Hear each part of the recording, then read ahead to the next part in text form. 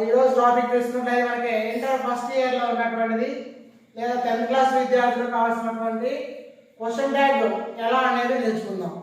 Question tag అనేది 1 మార్కుగా ఇవ్వబడుతుంది టెట్లో కానీ అలానే డిఎస్సి కానీ మనకి ఇంగ్లీష్ గ్రామర్ ఉన్నటువంటి ఎనీ కాంపిటేటివ్ ఎగ్జామ్లో 1 మార్క్ మనకి క్యారింగ్ అవుతూ ఉంటుందండి.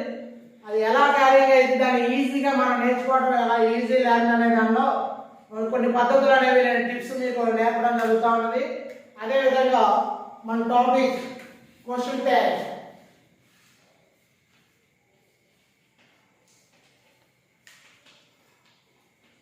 ఈ క్వశ్చన్ ట్యాగ్ అనేది 1 మార్క్ గా చెప్తూ ఉంటాం. క్వశ్చన్ ట్యాగ్ గురించి మనం తెలుసుకోవాలంటే ఫస్ట్ ఆఫ్ ఆల్ ఏం చేస్తూ ఉంటామంటే హెల్పింగ్ వర్బ్స్ రావాలి మనకి.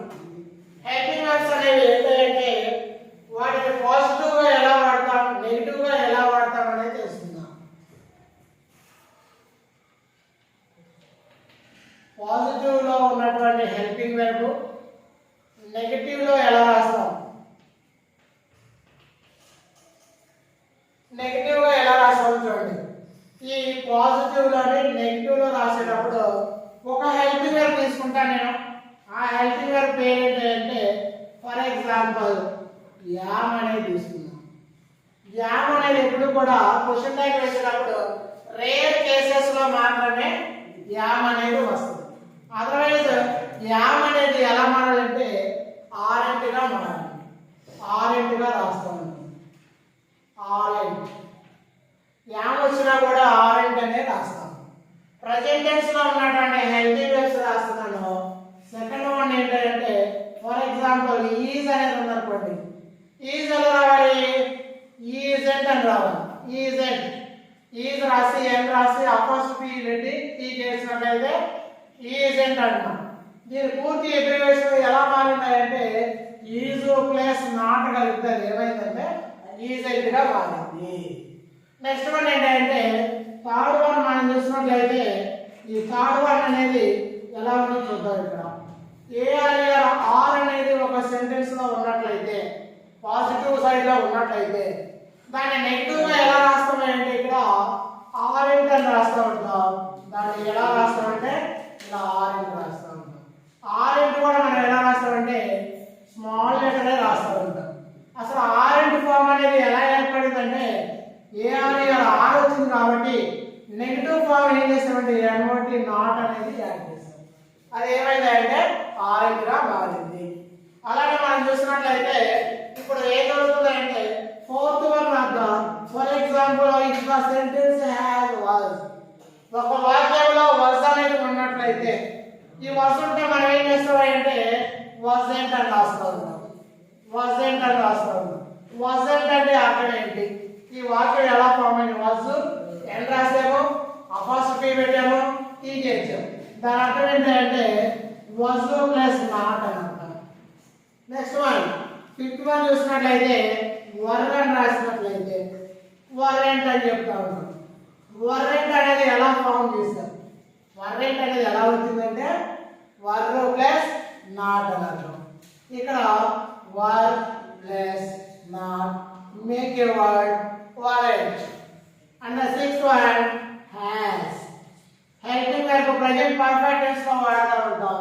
హ్యాస్ అని వచ్చినట్లయితే ఎలా రాస్తామంటే హ్యాజెంట్ అని రాస్తూ ఉంటాం. హ్యాజెంట్ హ్యాజెంట్ అంటే దీని అర్థం ఎలా అవుతుందంటే హ్యాజ్ ప్లస్ నాట్ అని అర్థం. హ్యాజ్ ప్లస్ నాట్ అని అర్థం. అలానే సెవెంత్ వన్ మనం చూసినట్లయితే హ్యావ్ అనేది వచ్చినట్లయితే హ్యావ్. హ్యావ్ ఏంటని రాస్తాం హ్యావ్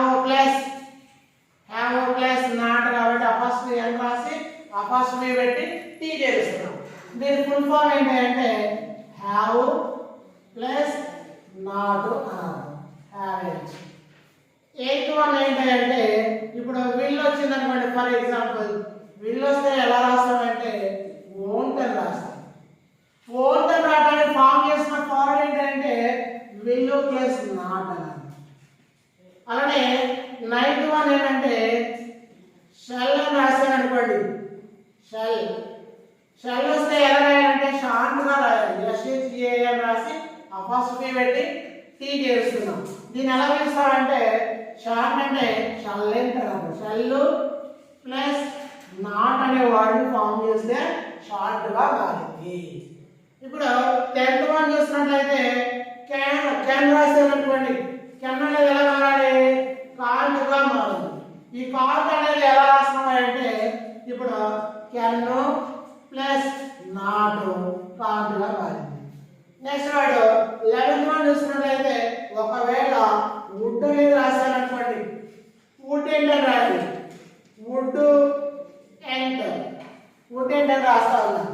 దీని అర్థం ఏంటంటే would plus not, would plus not.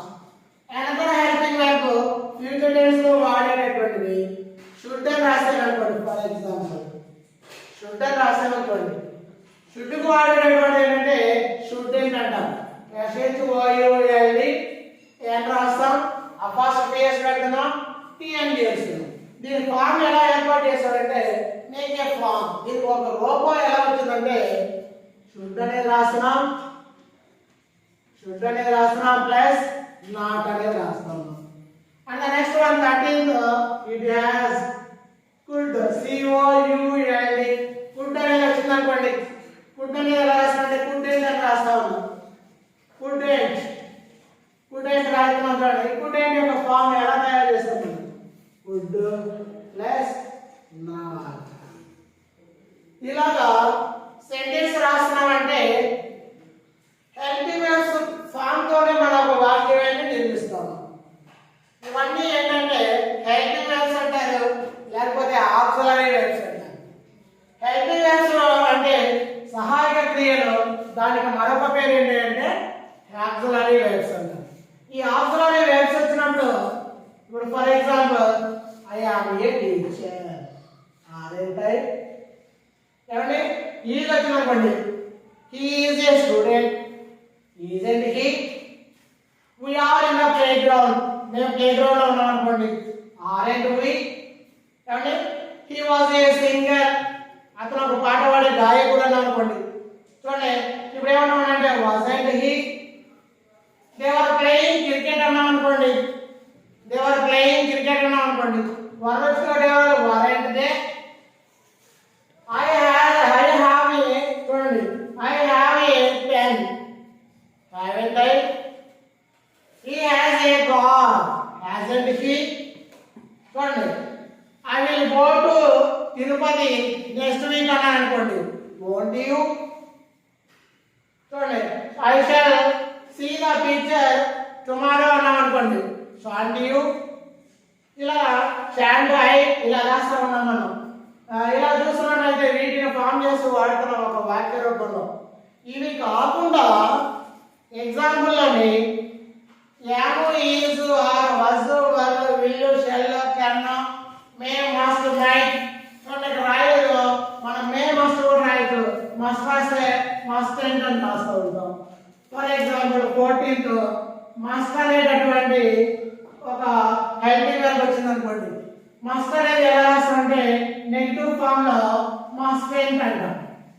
Mustn't అనే ఫామ్ ఎలా ఫామ్ అయిందంటే must plus not, must plus not. ఇవి లేకుండా రాయగలిగిన సందర్భాలు 3 times. హెల్పింగ్ వర్బ్స్ లేకుండా ఇంగ్లీష్ లో ఒక సెంటెన్స్ ని ఫామ్ చేస్తున్నామంటే అవి ఎన్ని రకాలుగా రాయొచ్చు అంటే 3 రకాలుగా రాయొచ్చు. ఫస్ట్ వన్ ఏంటంటే simple present tense. Simple present tense, simple present tense లో ఒక వాక్యం ఉంది. సింపుల్ ప్రెజెంట్ టెన్స్ లోని మనకి వాక్యం ఉన్నట్లయితే సింపుల్ ప్రెజెంట్ యొక్క స్ట్రక్చర్ ఒకసారి రాస్తాను నేను. ఆ స్ట్రక్చర్ ఎలా ఉంటుందంటే సబ్జెక్ట్ వస్తుంది, సబ్జెక్ట్ తో పాటు ఏముంటుంది అంటే వెర్బ్ ఉంటుంది. వెర్బ్ ఎప్పుడు కూడా V1 where, it is called V1 plus next one ఏముంటుంది అంటే ఆబ్జెక్ట్ పార్ట్ అనేది మనం చూస్తూ ఉంటాం కాబట్టి ఆబ్జెక్ట్.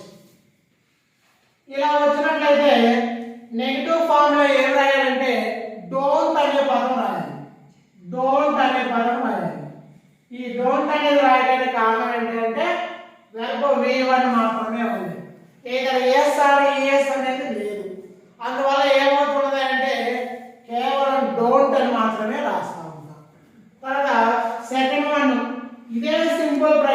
లో ఉంది. ఒక వెర్బ్ చివర ఎస్ కానీ ఈఎస్ కానీ వచ్చినట్లయితే డజంట్ అని రాస్తూ ఉంటాం.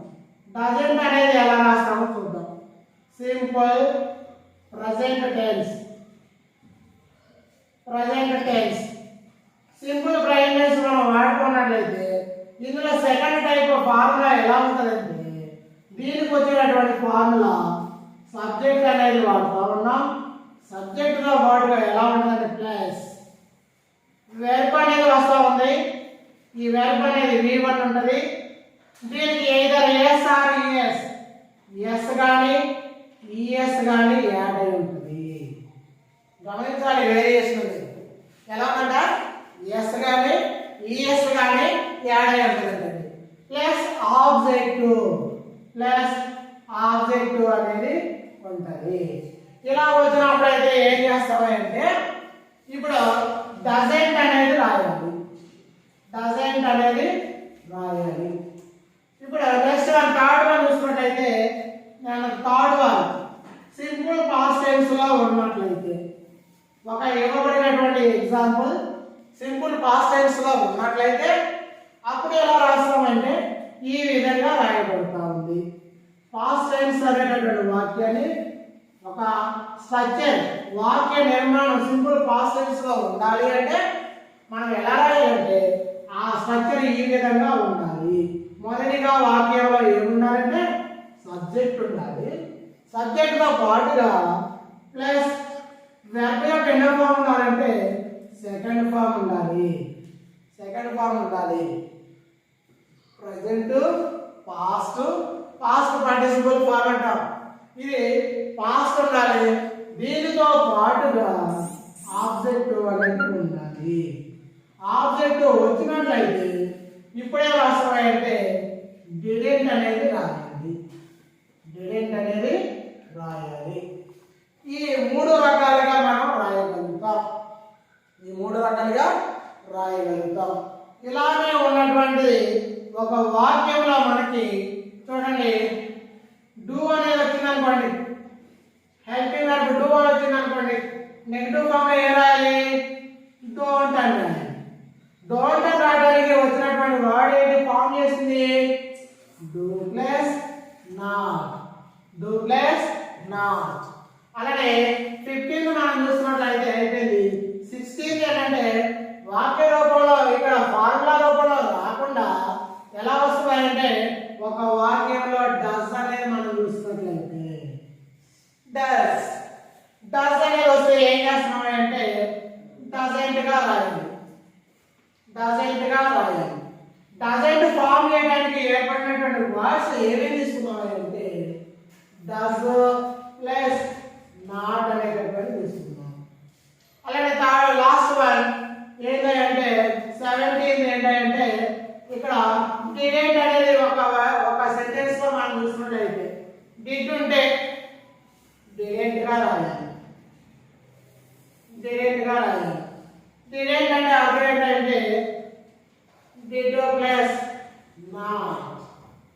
ఇప్పుడు నేను చెప్పిన విధానం ఎలా ఉన్నదంటే పాజిటివ్ లో ఉంటే నెగిటివ్ లో రాయాలన్న. ఒకవేళ సెంటెన్స్ అనేది నెగిటివ్ లో ఉంటే పాజిటివ్ లో ఆన్సర్ రాయాలి. కొన్ని నెగిటివ్ లో కనిపిస్తూ ఉంటాయి వాక్యంలో. ఈ హ్యాజ్ అంటే ఏ వెల్ స్టూడెంట్, అతను అంత మంచి విద్యార్థి కాదు. ఏమంటే యాజ్ హీ ఇలా వాడుతూ ఉంటాం. ఇప్పుడు ఆర్ అంటే అనేది ఒక వాక్యంలో వచ్చిందనుకోండి కంపల్సరీగా ఆర్ అనేది వస్తూ ఉంటుంది, చూస్తూ ఉంటాం. ఈజెంట్ అనేది ఒక వాక్యంలో అలాగే ఇవ్వబడింది అనుకోండి ఈజ్ అని రాస్తూ ఉంటాం. అలానే వజెంట్ అనేది వచ్చింది అనుకోండి వజ్ అనేది రాస్తాం. వర్ అంటే ఉందనుకోండి ఎగ్జామ్ లో వర్ అనేది రాస్తూ ఉంటాం. తర్వాత సబ్జెక్ట్ గా ఉన్నటువంటిది ఆబ్జెక్ట్ గా రాస్తూ ఉంటాం. ఆబ్జెక్ట్ గా రాసేటప్పుడు ఏం చేస్తామంటే స్మాల్ లెటర్లు రాస్తూ ఉంటాం. నెగిటివ్ ఫార్మాట్ లో ఉన్నట్లయితే పాజిటివ్ ఫార్మాట్ ఉపయోగించాలి. ఒక వాక్యం పాజిటివ్ ఫార్మాట్ లో ఉంటే నెగిటివ్ ఫార్మాట్ అనేది ఉపయోగించాలి. ఇలా ఉపయోగించిన తర్వాత చాలా మంది స్టూడెంట్ చేసే మిస్టేక్ ఏంటంటే మల్టిపుల్ చాయిస్ అయితే ప్రాబ్లం ఉండదు, కానీ కాంపిటేటివ్ ఎగ్జామ్స్ ప్రాబ్లం ఉండదు, టెట్ రాసే వాడికి ప్రాబ్లం ఉండదు. రాసే విద్యార్థులకి డిఎస్సి రాయాలనుకున్నా వాళ్ళకి ప్రాబ్లం ఉండదు. కానీ ఇంటర్మీడియట్ ఫస్ట్ ఇయర్ రాసే విద్యార్థులు అయినట్లయితే క్వశ్చన్ ట్యాగ్ రాసిన తర్వాత ఫర్ ఎగ్జాంపుల్ ఏం చేస్తారంటే ఇక్కడ ఉన్నటువంటి ఒక వాక్యాన్ని మనం ఆన్సర్ రాస్తే డజంట్ అని రాసాడు అనుకోండి, డజంట్ అని రాస్తే డజంట్ హీ అని స్మాల్ లెటర్ రాసి క్వశ్చన్ గుర్తుపెట్టాలి. క్వశ్చన్ ట్యాగ్ ఫామ్ చేయాలి. ఇక్కడ సబ్జెక్ట్ లో సింగల్ హీ ఉంటే హీ రాస్తాం, షీ ఉంటే షీ రాస్తాము. ఏమండి దే ఉంటే డజంట్ ఇక్కడ ఏ రాస్తాం అంటే దాని పదం ప్రకారంగా స్మాల్ లెటర్స్ రాసి ఏం చేస్తామంటే క్వశ్చన్ ట్యాగ్ సింబల్ అనేది రాయాలి. ఇది మనకి మోస్ట్ ఇంపార్టెంట్. ఇది రాయకుండా కొంతమంది ఎగ్జామ్ ఏం చేస్తారంటే ఫర్గెటింగ్ చేస్తారు, మర్చిపోతారు. కేవలం ఆన్సర్ వేసి కదా డజంట్, డోంట్, ఏమండి don't he, didn't he, doesn't he ఇలా రాస్తూ ఉంటాం. చివర మాత్రం క్వశ్చన్ ట్యాగ్ అనే గుర్తు మాత్రం కంపల్సరీగా ఆన్సర్ షీట్ లో రాయాలి. లేకపోతే ఈ క్వశ్చన్ ట్యాగ్ సింబల్ ఎక్కడ రాయాలంటే క్వశ్చన్ పేపర్ లోనే మిగిలిపోతుంది. ఆన్సర్ షీట్ లో రాయకపోవడం వల్ల వాళ్ళు ఏం చేస్తారంటే ఇది ప్రాపర్ వే కాదని కొంతమంది వాల్యుయేషన్ చేసే వాళ్ళు ఏం చేస్తూ ఉంటారంటే ఇంటూ మార్కులు పెడతా ఉంటారు. ఆ మిస్టేక్ జరగకుండా ఉండాలంటే మనం ఏం చేయాలంటే ఫాలో అవుతూ ఉండాలి. ఆ క్వశ్చన్ ట్యాగ్ సింబల్ అనేది ఆన్సర్ స్క్రిప్ట్ లో కూడా ఆన్సర్ రాసినప్పుడు క్వశ్చన్ ట్యాగ్ సింబల్ అనేది ఇవ్వాలి. ఇప్పుడు మనకి ఈజీగా ఎలా ఉందో నేర్చుకున్నాం. దీని తర్వాత మనం ఏం చేస్తామంటే కొన్ని ఒక రూల్స్ 4 రూల్స్ ఉన్నాయి మనకి. అవి ఏంటంటే ఆ రూల్స్ మనం చూసినట్లయితే నెగిటివ్ ఫార్మ్స్ ఉన్నాయండి. నెగిటివ్ ఫార్మ్స్ వచ్చినప్పుడు ఎలా రాస్తాం, సెమీ నెగిటివ్స్ వచ్చినప్పుడు ఎలా రాస్తాము, అలానే ఇంపేరేటివ్ సెంటెన్స్ వచ్చినప్పుడు ఎలా రాస్తాం, అలా ఇంపేరేటివ్ సెంటెన్స్ 2 కైండ్స్ ఉన్నాయి, అవి ఎలా రాస్తాం. వీటిని మనం ఏం చేస్తామంటే నెక్స్ట్ టాపిక్ లో కంటిన్యూషన్ చేసుకుందాం, పార్ట్ 2గా వాడదాం. మన ఛానల్ కనుక మనకి నచ్చినట్లయితే, మీకు యూస్ఫుల్ గా ఉన్నట్లయితే సబ్స్క్రైబ్ చేయండి, అలానే లైక్ చేయండి, షేర్ చేయండి, మీ కామెంట్ తెలియజేయండి. ఇలానే ఎప్పుడు కూడా మీకు హెల్ప్ మన యొక్క ప్రోగ్రామ్ అనేవి వస్తూ ఉన్నాయి. అందువల్ల ఏంటంటే బెల్ ఐకాన్ అనేది కూడా క్లిక్ చేయండి, నాకు సపోర్ట్ చేయండి. Thank you. Keep watching. మీకు మీ కేఎన్ఆర్ సార్.